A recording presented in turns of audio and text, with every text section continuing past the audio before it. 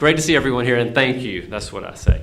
I'm Kevin Hales. I'm an attorney with Cisco Systems and RTP, and I'm head of the Triangle Lawyers chapter here in Raleigh. The Federalist Society is an organization of 40,000 or over 40,000 lawyers, law students, scholars, and other individuals who trust that individual citizens can make the best choices for themselves and society. The Triangle Lawyers chapter is one of numerous local chapters who seek to foster a serious dialogue about issues of individual liberty.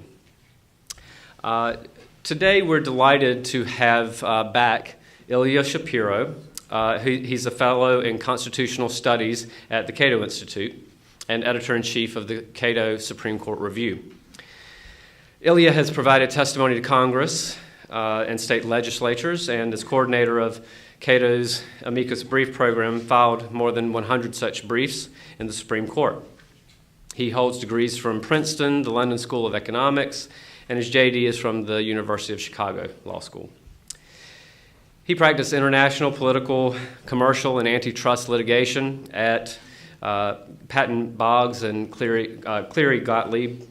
He's contributed to the Wall Street Journal, our very own Harvard Journal of Law and Public Policy, the LA Times, USA Today, the Weekly Standard, the New York Times Online, National Review Online, CNN, Fox News, ABC, CBS, NBC, Univision, Telemundo, the Colbert Report, and also NPR. Thank you very much, Ilya, for coming back again, and please, everybody, give a warm welcome to Ilya Shapiro.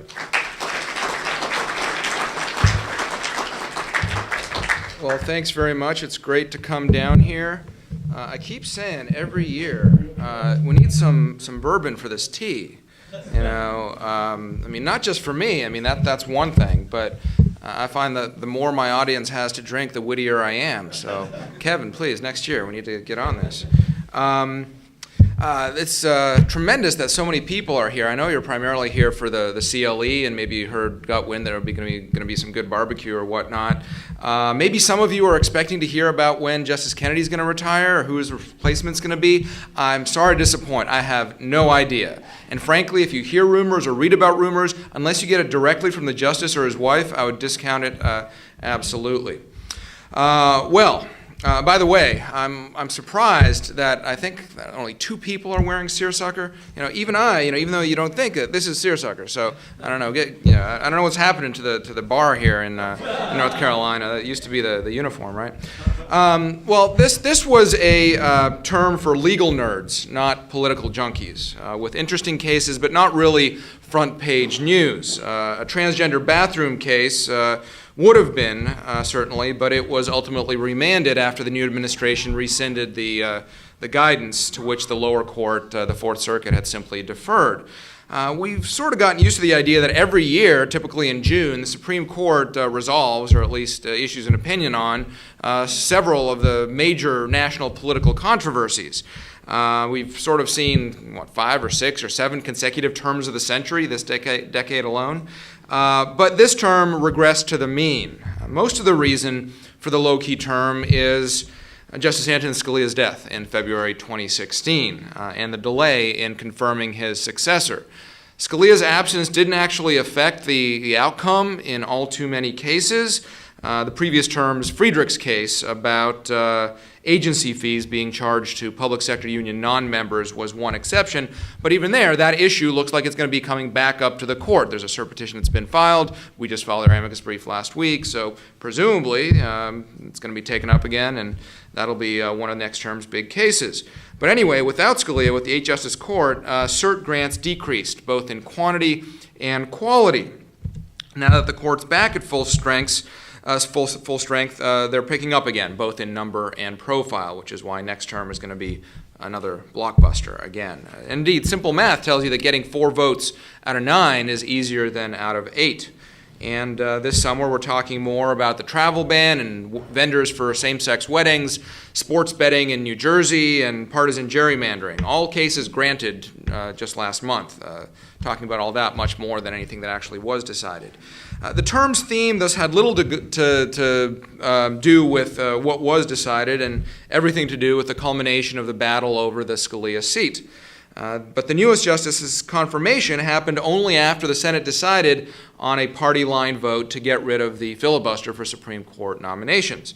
These developments sound like a big deal, but they were predictable given our political climate and really don't change the operation of either the court or the Senate. The exercise of the nuclear option, indeed, returned Senate procedures to what they were 15 years ago. Now, a Senate majority will still be able to stall a nomination. We could have more Merrick Garlands in the future, but a minority will lack that power. Opportunities for obstruction continue, to be sure, pushed down to the blue slip and other arcane parliamentary tactics, but control of the Senate remains by far the most important factor in this whole endeavor. The elimination of the filibuster was the culmination of a tit-for-tat escalation by both parties, with partisan disagreements over who started it, when it started.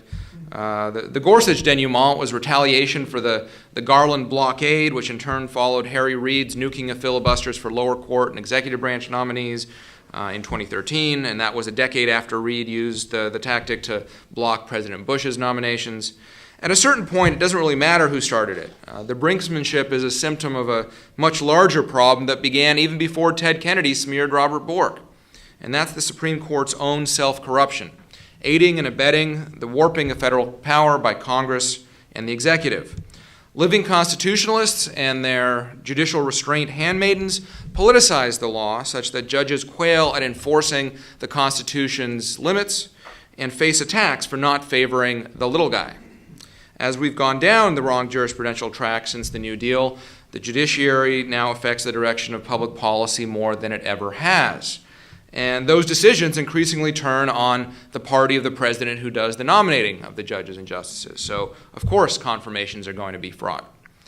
Given the battle we saw over Gorsuch, only 3 Democrats from states that Trump won bigly, Indiana, North Dakota, and West Virginia, voted for him, and just one more, fellow Coloradan Michael Bennet, voted against the filibuster. Too many people will now think of the justices in partisan terms.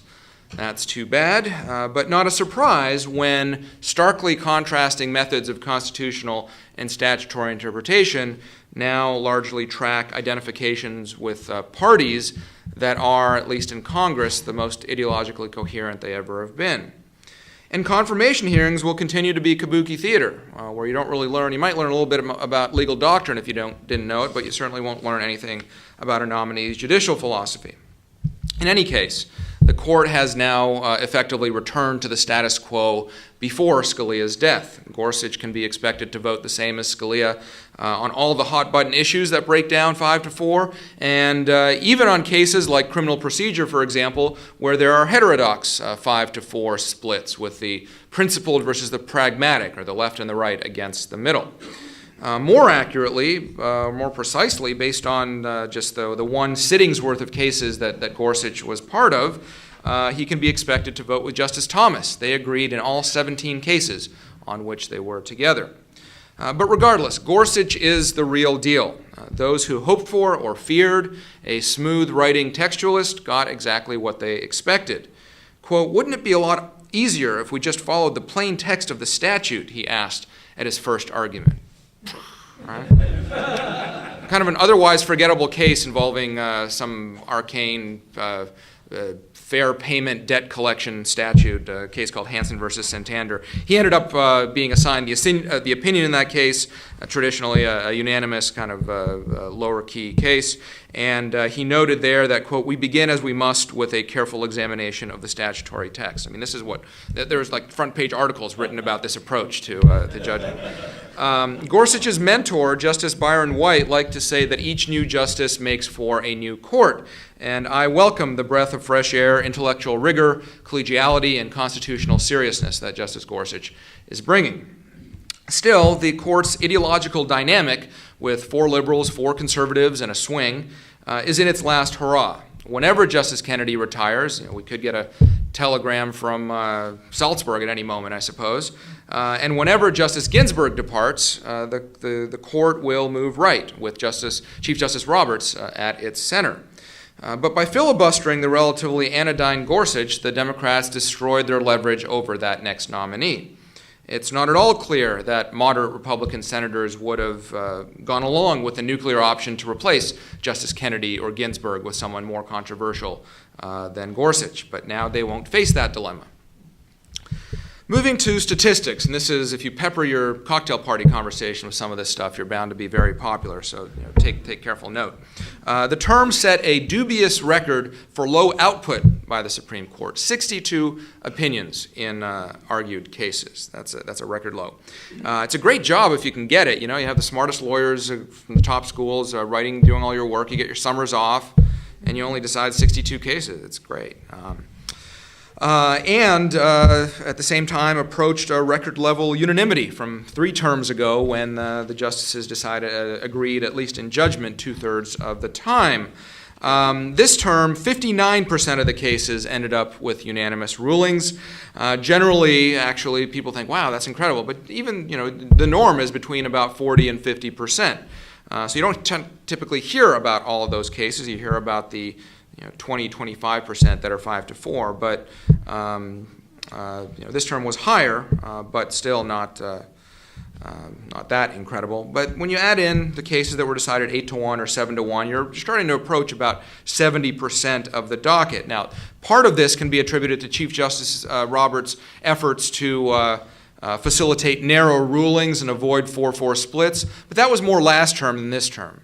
This term, we can really look at a diminished docket filled with fewer controversial cases, as I've mentioned, and that leads to the court speaking with more of one voice. The term produced 3 5-4 decisions, although we can add 4 more 5-3 that would have been 5-4 with Scalia or Gorsuch. And these included a couple of death penalty cases and the big property rights case, Murr versus Wisconsin. The decrease in sharp splits naturally resulted in fewer dissents, just 32 dissents all year. This is against a rolling 15-year average of more than 50. And the total number of opinions, 139, was also a record low. This is against a recent rolling average of 172. Justice Thomas wrote the most opinions. That's the norm. He wrote 31 of them, including 9 dissents, followed by Alito, although Alito wrote the most opinion pages, 217, which was still a far cry from the previous term when Justice Thomas wrote 341 pages. The court reversed or vacated 56 lower court opinions. That's 79% of the total. So again, if you get your case to the court as a petitioner, that's most of the battle. Of the lower courts with significant numbers of cases under review, the Ninth Circuit maintained its crown as the biggest loser with a 1-7 record, 88% reversal, followed by the Sixth and Federal Circuits. State courts also did poorly. The state court appeals attained a 3-14 record.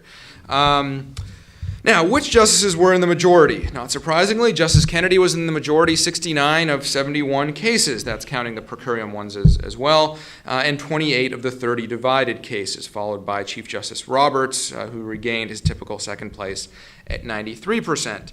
Kennedy also maintained his lead in 5-4 cases. He was the majority in 6 of those 7, 4 times with the liberals, twice with the conservatives. In the remaining case was actually the North Carolina racial gerrymandering case, Cooper versus Harris, where Justice Thomas joined with the liberals in a weird split. Let's see. Thomas maintained his status as the lead lone dissenter. He averages more than 2 solo dissents per term, more than double his closest colleague. Chief Justice Roberts and Justice Kagan still have never written a solo dissent in their 12 and 7 terms on the court, respectively. Neither has Justice Gorsuch yet, but he's gotten off to a flying start. In June alone, he wrote more separate opinions than Justice Kagan did in her first 2 terms on the court. More news comes from judicial agreement rates. A couple of years ago, when all the commentary was about the court's turn to the left and all this, and the top 4 or 6 pairs of justices most likely to agree were all from that liberal bloc, very few defections. Justice Breyer was an unlikely Mr. Congeniality, as most likely to agree with his colleagues. This term, there seems to be no rhyme or reason to the top pairings. Number 1 is, as I mentioned, Thomas and Gorsuch, 17 out of 17. Then Alito and Gorsuch, 16 out of 17. But then in the non-Gorsuch division, we have Ginsburg and Sotomayor, 93% of the time, Breyer and Kagan, same. The least agreeable pairs were all Gorsuch and the other liberals. And then in the non-Gorsuch division, it was Thomas and Ginsburg. Finally, questions asked at oral argument. You could expect that in Scalia's absence, there could be a rapid shift in how the court conducts itself at argument. Well, others picked up the slack. So the number of questions asked did not drop. Breyer asked more than 20 questions per case. Sotomayor was about 1 question per argument behind him. Gorsuch was respectably in the middle of the pack with 14 questions per case, though he did beat Sotomayor's short-lived record for most questions asked in his very first argument. So there you go. Justice Thomas, who some thought might fill in for his departed friend, asked a couple of questions soon after Scalia's death, but he resumed his silent ways. All right, let's get to some of the cases. And this is kind of like going through eating your vegetables before, as I said, the cases this term are as exciting as the cases next term, but nevertheless, we'll get through them. I will skip the bankruptcy, ERISA, federal claims kind of cases, so I apologize for those of you who showed up for that. Let's start with what was undoubtedly the most colorful case of the term, Matal versus Tam, which involved a provision of the Lanham Act, the federal trademark statute, that prohibited registering trademarks that, quote, consists of matter which may disparage persons, living or dead, institutions, beliefs, or national symbols, or bring them into contempt or disrepute. So what was this case about? What trademark was this about? Well, there's a rock group, an Asian American rock group called the Slants. And they were denied their registration because the trademark officer said, well, the Slants is disparaging towards Asian Americans. And the Asian American rock group said, come on, we're trying to take it back. We're trying to, their whole shtick is they're kind of social justice people. If you look at their lyrics, they're involved in a lot of different causes, and this is one of them, to reappropriate this old slur. Well, again, they were denied this. On appeal, however, the Federal Circuit struck down the disparagement clause of the Lanham Act, saying that it was viewpoint discriminatory and kind of too vague and overbroad and didn't survive First Amendment review.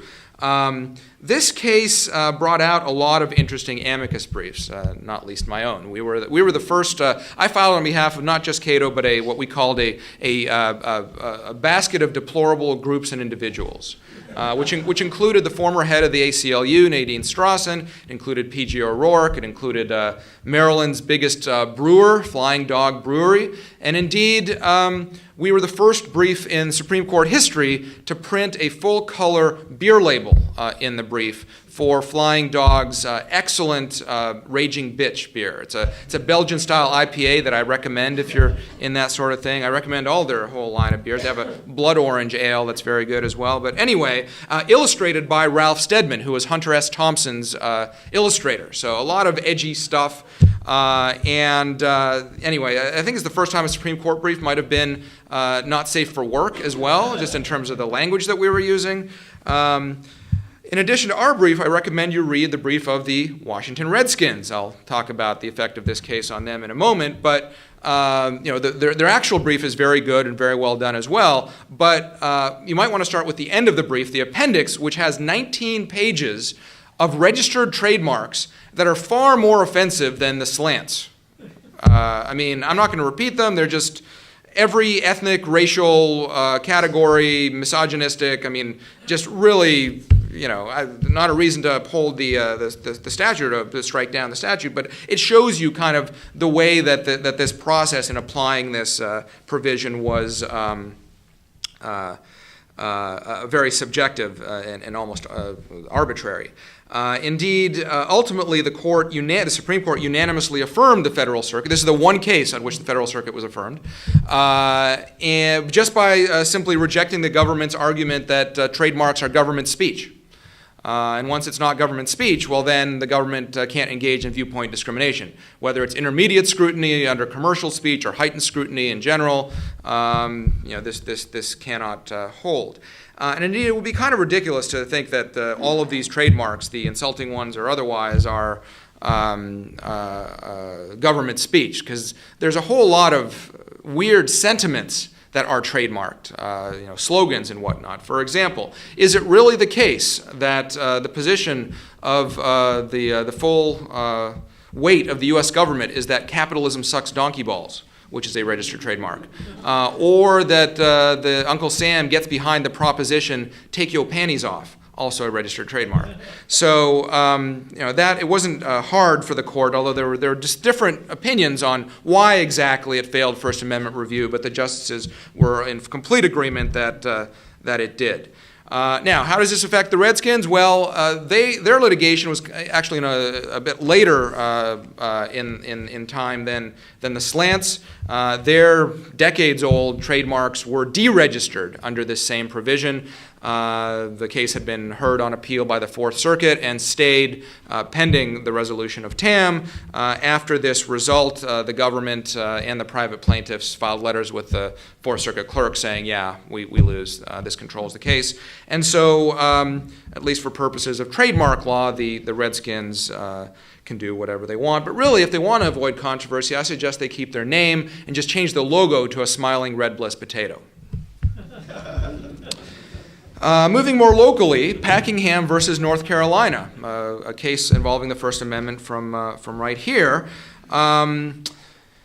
Sex offenders, you may know, have certain restrictions on their liberty even after they've served their terms. Probation, fines, whatever else, gotten out of prison, they still have to register. They can't live within a certain distance of schools and certain other restrictions that they have. Well, how do you transfer that to the digital age? And different states have crafted different statutes about, you can't access websites that are targeting minors. You can't access other websites in a way that would have, all these different ways that they try to craft online restrictions. North Carolina's statute in this regard was an outlier. It was very broad, this online access statute that swept in not just purely kids sites, and not even just social networking sites like Facebook or Instagram or what have you, but the way that it was written, any site where you set up a profile and then can comment and interact with other people was prohibited. So that includes YouTube, it includes WebMD, it includes the New York Times website. A lot of the internet is and going increasingly in that direction. Mr. Packingham here was arrested for violating the terms of his sex offender registered requirements because after beating a speeding ticket in court, he posted on Facebook, "God is good." And cops were monitoring Facebook and saw this and arrested him. Well, the court here ruled, again unanimously, that sex offenders have First Amendment rights. And not that states can't craft in some way digital access restrictions, but that North Carolina went too far. The majority opinion was by Justice Kennedy. Justice Alito wrote a concurrence joined by Roberts and Thomas that agreed essentially with Kennedy, but said that Kennedy was too poetic and wanted to underline that states do have the power to do this, even though Kennedy wasn't saying that you can't restrict sex offenders at all.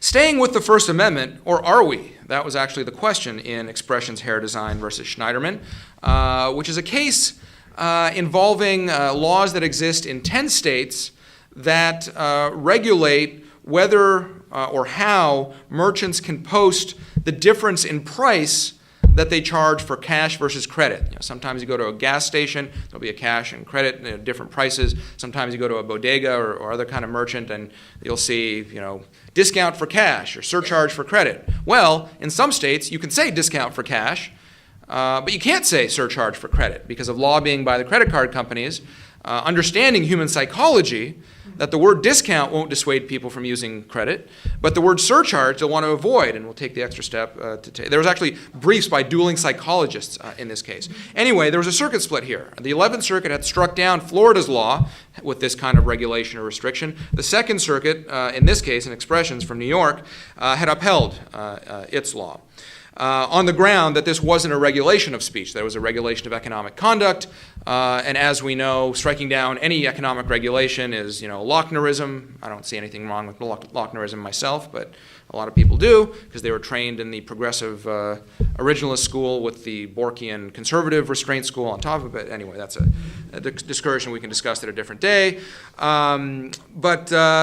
Anyway, the court here sort of punted. It was another unanimous ruling. Not upholding the law or striking it down, but just saying the court below applied the wrong standard. Clearly, it's a regulation of some sort of speech. So whether it's commercial, whether it's protected, whether it's unprotected, it's a speech regulation. The First Amendment is implicated. Go ahead, lower court, and do that analysis. Curiously, for possibly the first time ever, Sotomayor and Alito concurred together, them alone, those two. I'm not sure that's ever happened again, ever before, saying that the court shouldn't have done anything, that they should have certified the question to the New York Court of Appeals about whether this is really a regulation of speech or conduct, or what exactly the heck this statute is.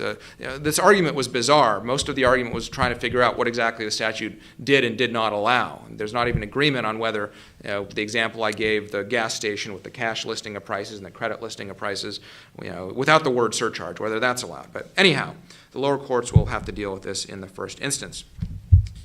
I'll just mention, if any of you are involved in Fair Housing Act litigation, there was a big case in that area, Bank of America versus Miami, by a 5-3 ruling with an opinion by Justice Breyer. Cities are now allowed to sue banks and developers and other defendants for alleged racial and other discrimination in terms of lending and things like that, because their tax revenues could decrease or demand for public services could increase based on improper actions by the lenders. At the same time, the standards to make out the claim once you're actually in court are pretty tough. So really, it's not that this necessarily hurts defendants in these types of cases, but it definitely benefits both plaintiff and defense lawyers. So here at the State Bar, we can cheer the result in that case, right? The property rights case I mentioned, Murr versus Wisconsin. This is really ultimately a failure of estate planning, as I'll get to at the end. But what happened here was decades ago, the Murrs, M-U-R-R, bought these waterfront properties on a lake in Wisconsin. And they have two lots. They developed one, put their cabin, that was their vacation home and whatnot, left the other one idle, thinking that they might use it for something else later.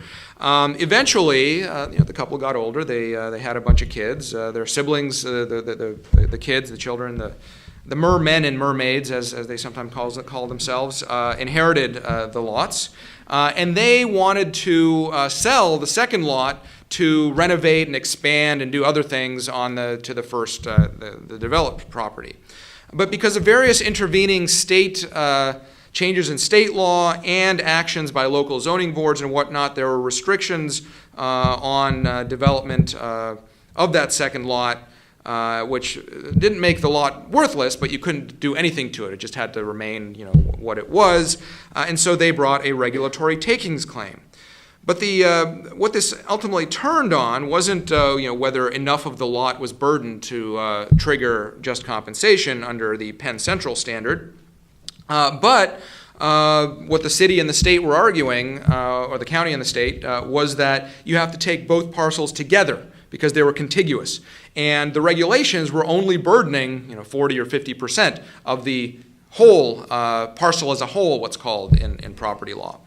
Ultimately, the Supreme Court agreed, I think to its detriment, under a multi-factor balancing test that I could start reading you these things, but ultimately it really doesn't matter. Kennedy wrote the opinion, Roberts, Thomas, and Alito in dissent. Thomas, in particular, didn't just say that, as Roberts did in his dissent, that this is truly a burden on property, and you can't redefine property to avoid that. But Thomas says that the court should reconsider its regulatory takings jurisprudence altogether. The idea that if a state only burdens through regulation half the value of your property, that's worth nothing. So anyway, that's unfortunately he was the only one that held to that. let's see, what was supposed to be the biggest criminal law case of the term, Salomon versus United States, case involving insider trading. Mr. Salomon's sister married a banker at Citigroup who had a brother in Chicago who ran a hazardous waste business. Over several years, the banker gave the brother confidential information that he got through his job, and this brother, anyway, all these familiar relationships with tips and whatnot, traded on stocks, gained hundreds of thousands of dollars. The government charged insider trading. He was convicted. The issue here was the tipper, all he gained was, I guess, standing in his new family that he married into. It wasn't that he was exchanging something of value for these stock tips or anything like that. Do you have to have some sort of thing of monetary value? And there's a circuit split about that between the Second Circuit, which got it wrong, and the Ninth Circuit, which got it right, at least in my view. The court ultimately punted. Another unanimous opinion. I know this is becoming a trend, but that's, as I said, the year became even more of a fizzle.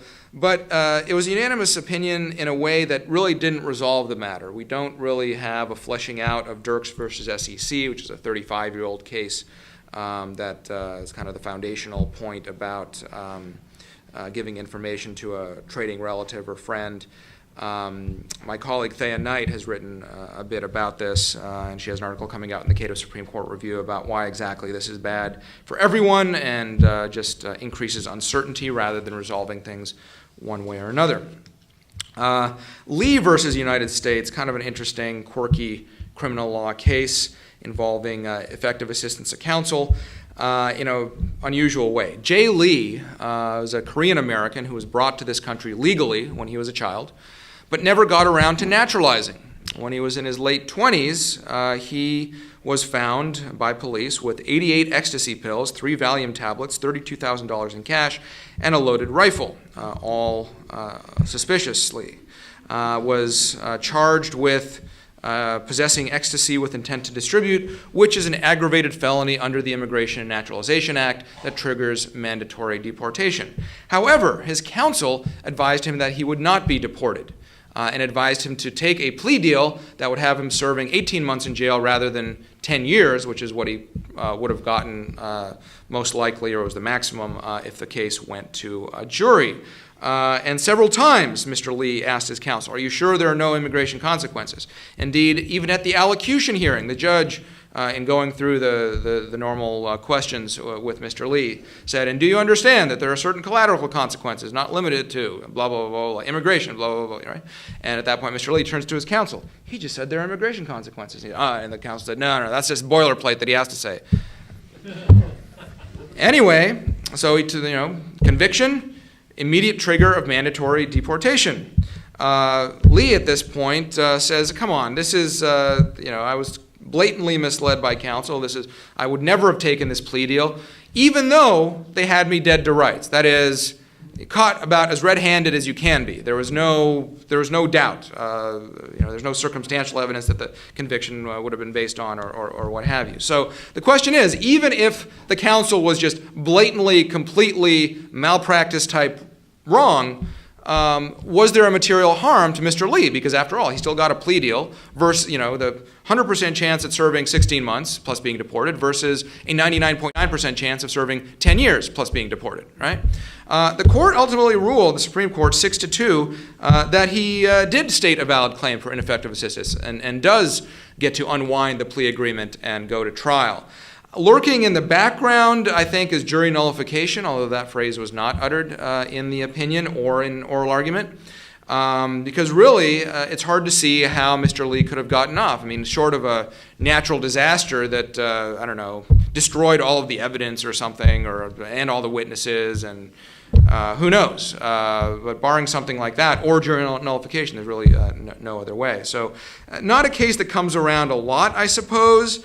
But we could have circumstances where if the defendant legitimately proves to a certain substantial level that he would have made a different decision in plea sentencing had counsel not been seriously deficient, he will get to do that. Unclear how often this comes about, or again whether Lee will ultimately benefit unless the jury nullifies.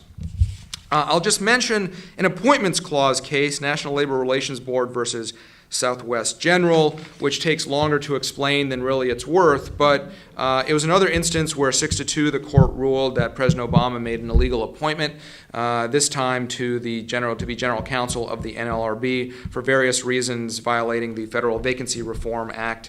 Kind of interesting, convoluted things, but shows you why, for example, Noel Francisco, even though he was acting Solicitor General, had to be reassigned within the Justice Department when he was formally nominated as Solicitor General. So my law school classmate Jeff Wall gets to be acting Solicitor General for who knows how long. Moving to copyright law. Now, you'd think that a case involving cheerleading uniforms would be one of the sexiest ones of the term. I'm sorry to disappoint you yet again. The case of Star Athletica versus Varsity Brands involved whether the question of whether certain two-dimensional designs, lines, chevrons, other patterns, colorful shapes on cheerleading uniforms, whether you could copyright that or whether it was just inherently part of a generic garment.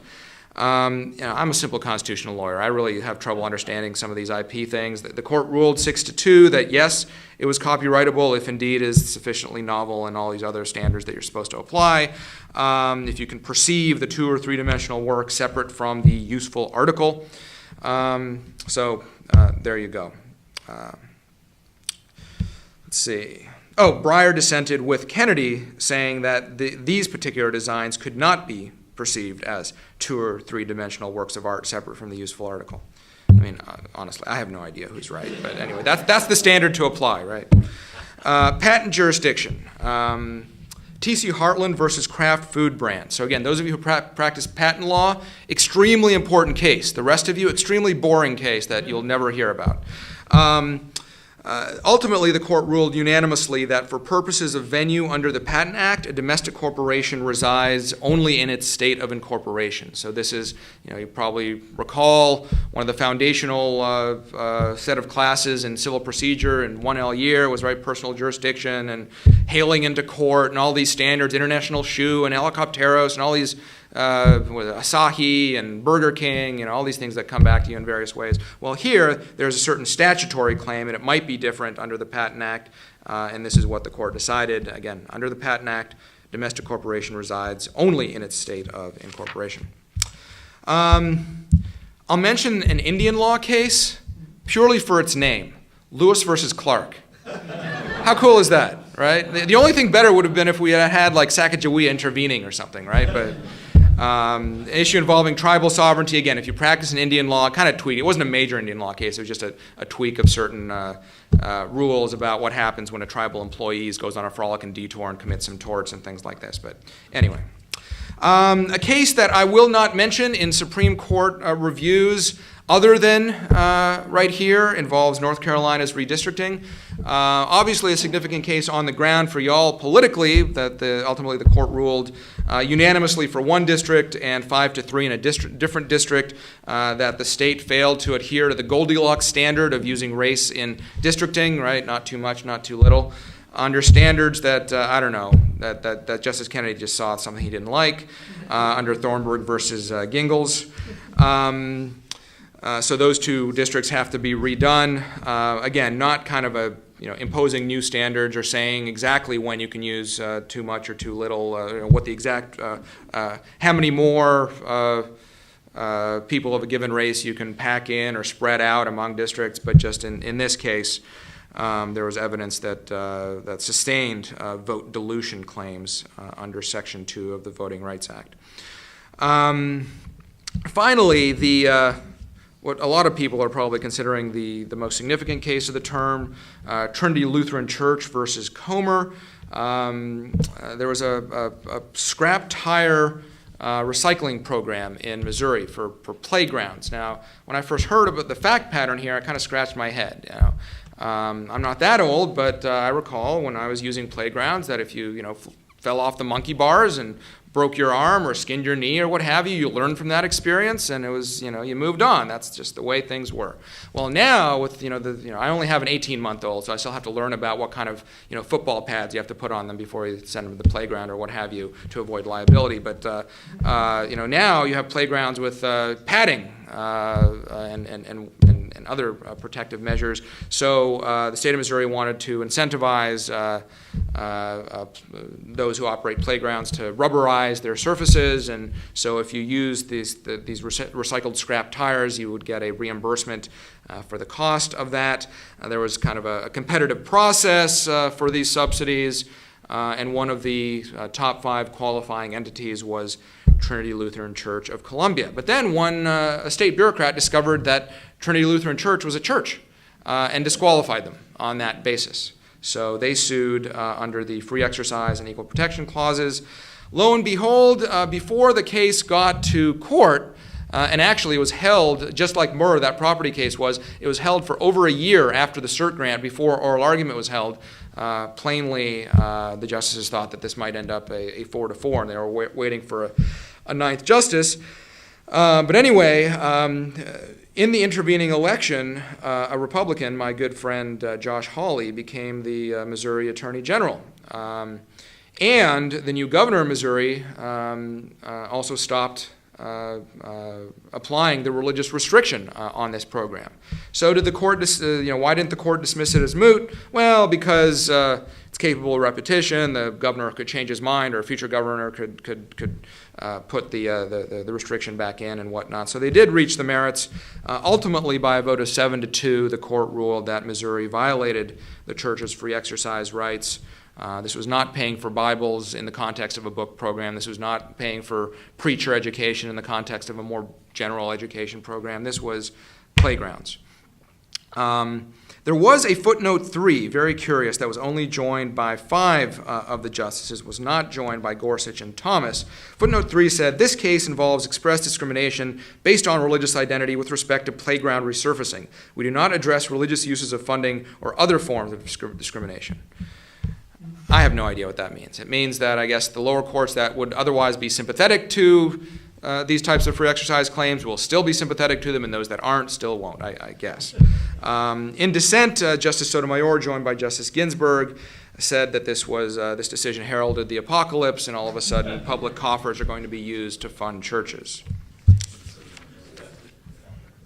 Looking ahead to next term, here's your dessert now that you've run through the spinach. Big criminal law case is very interesting regarding the warrantless seizure of historical cell phone records that reveal the location. When we're all walking around with these mini computers in our pockets that are constantly pinging off cell towers. So this has nothing to do with listening in on your phone calls without a warrant or your text messages or anything like that. But can law enforcement go to Verizon or T-Mobile or what have you and say, hey, let me see the location tracking data for this person without a warrant? I think they will somehow, given what they've done in previous technology cases, whether United States versus Jones about the attaching the GPS tracking device on your car without a warrant, unanimous no.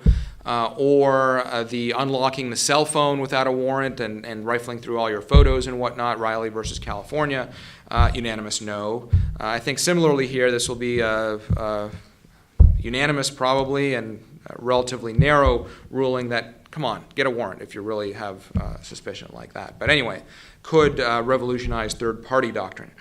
There is a gerrymandering case. This time it's based on partisan gerrymandering, not racial gerrymandering. A 3-judge district court struck down a map that the Republican-controlled Wisconsin legislature created after the 2010 census. The court ordered the state to create a new redistricting plan by this fall, but then the Supreme Court not only granted cert, but by a 5-4 ruling, stayed that order to create a new map.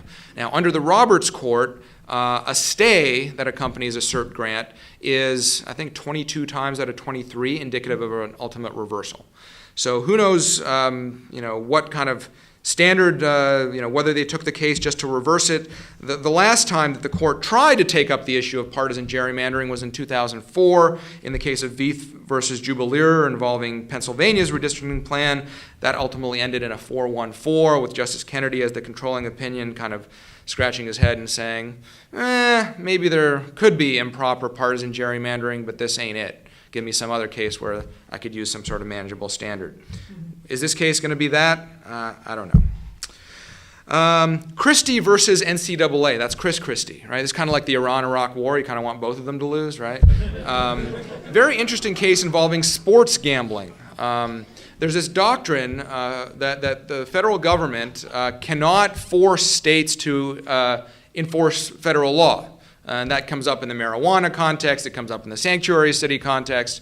Well, here what's happening is that Congress, under a federal law called PASPA, which I forget what it stands for right now, prohibits states from legalizing sports gambling. But what does legalizing sports gambling mean? It means repealing state laws that prohibit sports gambling. So the federal government is telling states which of their own laws they can and cannot repeal or amend. Seems kind of fishy. There's one quirk to this in that there was a window of opportunity built into the federal statute. So New Jersey had this kind of safe harbor of, I think it was 2 years or something like that, where they could have repealed the statute, and they didn't. But I don't know how that changes things. Anyway, this case was pending on cert for over a year, and finally they granted it. I don't know whether that's an indication that Gorsuch put it over the top, and now they're going to rule in some way, but anyway, I'm looking at that. The travel ban case, otherwise known as Trump versus International Refugee Assistance Project, it's actually not at all clear that the court will end up hearing it, or if it hears it, as it's currently scheduled for the first sitting in October, whether there'll be an ultimate ruling. Certainly the justices, and especially the Chief Justice, don't want to get involved in something so politically charged. So I'm sure they would be happy to have this go away on, say, mootness grounds because the 90-day ban will have expired, or on some standing grounds because the government has granted visas to the mother-in-law and the students and other people with legitimate claims, or as the court put it in kind of carving out the stay of the stay to the ban, people with bona fide connections to the United States. What's a bona fide connection? Who knows? It's actually not a legal term of art in the immigration statutes or the national security statutes or anything else. And that's why we have, again, my friend Jeff Wall burning the midnight oil, filing emergency appeals to the Supreme Court. We'll see what happens, again, with these telegrams from Salzburg or Malta or wherever else. I think the Chief Justice is now in New Zealand, so that's the world we live in. But ultimately, we're probably familiar with the issues. The Fourth Circuit had this really weird opinion that essentially said the president is a bigot and therefore anything that he does in this area is suspect, even though the ACLU lawyer, Neil Katyal, said that if any other person, Mike Pence, anybody else, had put in the same thing, it would have been legal. So I guess it depends on the nature of the president. Kind of a weird, and it violates the Establishment Clause of all things. I'm thinking if you're discriminating against religion, that would be a free exercise claim. What is this? It's not, anyway, I don't really understand it. The Ninth Circuit, to its credit, this is a panel, the Fourth Circuit was en banc, the Ninth Circuit was a panel, actually grappled with the statutory arguments and what the scope of the president's powers are over immigration in light of national security, all of these sorts of things. It was a close call. I ultimately think that the court got it wrong, but I think colorable opinion, and certainly if and when the Supreme Court gets to the merits, it'll be more along those lines rather than trying to interpret Trump's tweets or impose a statute of limitations on weird campaign speech or what have you. Masterpiece Cake Shop versus Colorado Civil Rights Commission. Finally, you've heard about the butchers, the bakers, the candlestick makers, the Washington florist, and New Mexico photographer. Here we have a Colorado baker who sells products happily to gay clients but didn't want to make a custom wedding cake for their ceremony, citing not just free exercise, but actually what I think is a stronger claim, the free speech clause, that he can't be compelled under the First Amendment to produce a creative expression. There is no Religious Freedom Restoration Act in Colorado, and this is state law, not federal, so RFRA doesn't apply in any way. Recall that the reason why Hobby Lobby, for example, won under RFRA rather than under the First Amendment is because in the case of Employment Division versus Smith, that heretical transhumanist secularist Antonin Scalia ruled that there are no exemptions for religiously burdened individuals from generally applicable neutral laws. The government can't target religion, but if it's just a general law, tough, seek your exemption from the legislature, which is what RFRA was. In Colorado, that doesn't apply, and so I think the speech claims, not being forced to create something custom, is might be a bridge too far. At least that's certainly the angle that I've been pushing in my briefs in all these various cases. We'll see what happens. It could be that a year from now, or a year minus 3 weeks from now, right before announcing his retirement, Justice Kennedy announces a sweeping opinion, an encomium to both freedom of speech and association and gay rights, pleasing nobody but Cato, and that would be great for me. Speaking of our amicus brief program, we went 9-4 on the year in the 13 merits cases that we filed in, which easily bested the government, who we consider to be our biggest rival, which went 8-12. We also drew votes from across the spectrum, 10 votes each from Roberts and Kagan, 9 from Breyer, 8 from Kennedy, Alito, and Ginsburg.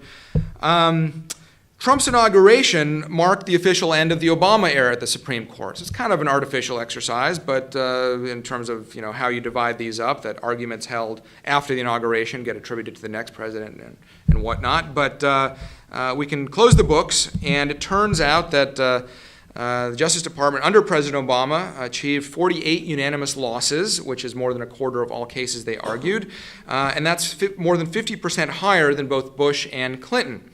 The total winning percentage for the Obama DOJ was under 47%, which was significantly lower than the Bush and Clinton 60% and 63%, respectively. The Trump administration, mind you, has gotten off to an even less auspicious start with a 1-9 record and 5 unanimous losses in just half a term. Again, somewhat artificial in how you divide those cases. It's not like the junior member of the Solicitor General's office changed his argument on January 21st or anything like that. But nevertheless, over the course of the term, these things mean something. And I think that the reason President Obama did so poorly is because he saw no limits on federal, especially prosecutorial power, and accorded himself the ability to enact his legislative agenda when Congress refused to do so. If President Trump wants to improve the government's legal record, then I humbly suggest that his lawyers follow Cato's lead and advocate positions and advise executive actions that are grounded in law and that reinforce the Constitution's role in securing and protecting liberty.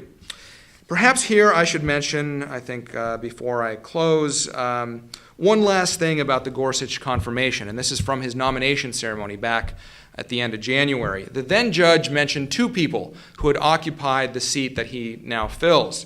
Scalia, of course, but also Justice Robert Jackson. Jackson is known as one of the court's best writers. He also was the only person in history that's been a justice, attorney general, and solicitor general. He also took some time to be a Nuremberg prosecutor, a really remarkable individual. He was also the last justice appointed who didn't graduate from law school. So those of you who are students in the audience, it's too late for most of us, but you might want to think about what you're doing if you ever hope to end up on the court and have this great reputation like Jackson. But anyway, Justice Jackson is famous especially for 2 opinions. His concurrence in the Youngstown Steel case, 1952, where the court rejected Harry Truman's nationalization of the steel industry, and Jackson's writing is still the legal standard for evaluating executive action in light of congressional acquiescence, disapproval, or silence. And his dissent in Korematsu, the 1944 case where the court approved the wartime internment of Japanese Americans. I think it's no coincidence that the silver-haired nominee name-checked Jackson, and that should hearten those of us who are dismayed, perhaps, by a politics gone off the rails. When push comes to shove, the elegant Justice Gorsuch will help save the Republic. Thank you.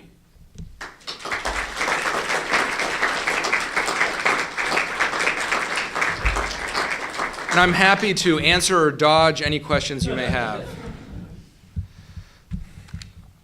Yeah.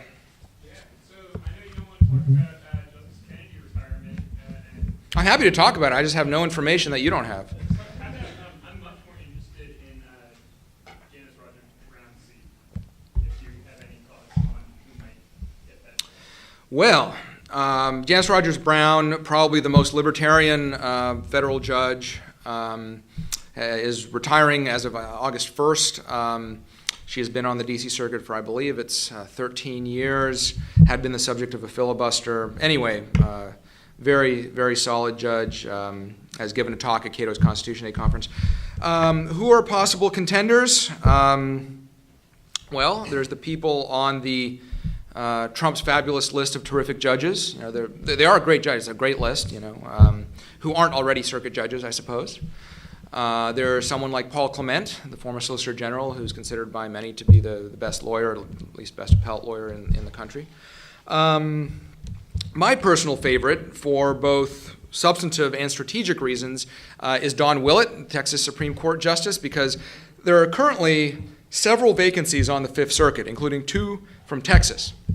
And even though there have been all these slew of announcements of judicial appointees, those 2 Fifth Circuit seats from Texas have not been announced because there's a big Texas-sized battle royale going on between or among Ted Cruz, John Cornyn, Greg Abbott, who knows who else, who all have their preferred candidates, and 3 or 4 don't fit into 2 very well, so they're still duking it out. Well, if Don Willett goes to the D.C. Circuit or the Supreme Court, that solves that problem. You put those other 2 on the Fifth and be done with it. But, we'll see what happens.